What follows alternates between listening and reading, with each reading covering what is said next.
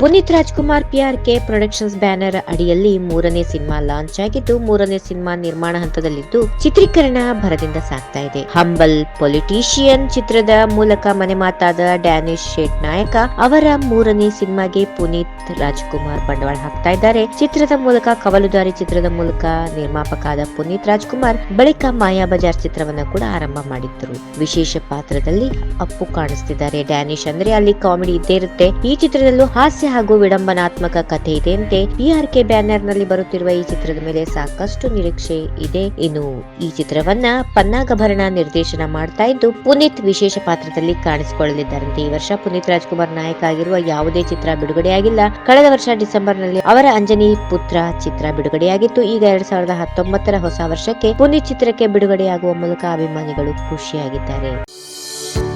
if you like this video ಬೇಗ like ಮಾಡಿ, comment ಮಾಡಿ, ಶೇರ್ ಮಾಡಿ ಹಾಗೂ ಅಲೋ ಟಿವಿ ಕನ್ನಡವನ್ನ